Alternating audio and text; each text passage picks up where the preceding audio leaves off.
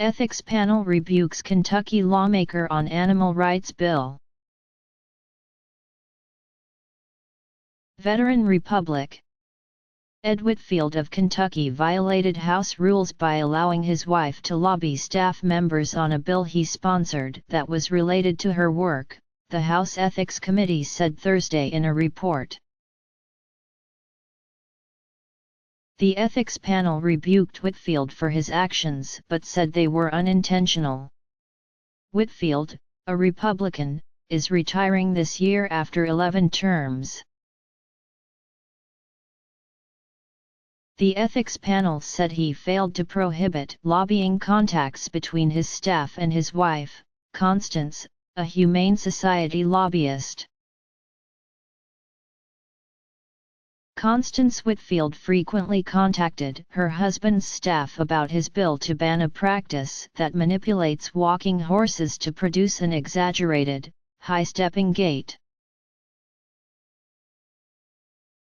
The practice, known as sowing, is considered abusive by some animal welfare groups. Whitfield said in statement that he has advanced scores of bills to protect animals against cruelty during his 22 years in Congress. Championing the welfare of animals has been a passion that my wife and I have shared throughout our 25 years of marriage, he said. My commitment to animal protection is the reason I became the target of an ethics complaint.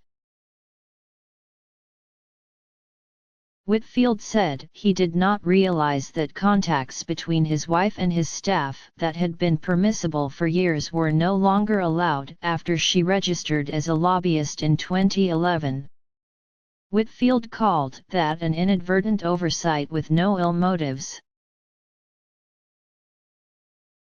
I accept the committee's red approval for my unintentional failure to reshape relations between my wife and my staff in late 2011, he said. I made a mistake. In the heat of a ferocious legislative battle over the walking horse bill, and in the midst of pursuing a righteous cause against ruthless opponents, I failed to step back and familiarize myself with the applicable rules about lobbying contacts between a lawmaker's staff and spouse.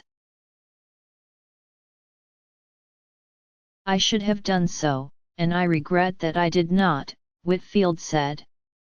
Whitfield's bill did not come up for a vote in the last Congress, despite support from a range of animal and veterinary groups and more than 300 co-sponsors in the House.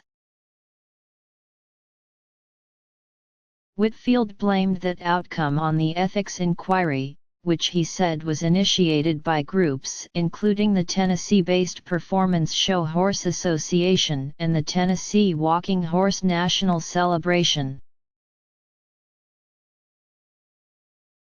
A report by an ethics subcommittee said that while it was clear Whitfield and his wife shared similar views on animal welfare, Whitfield's failure to restrict his staff's contact with his wife raised inferences of impropriety and suggested a special privilege for Constance Whitfield and her employer.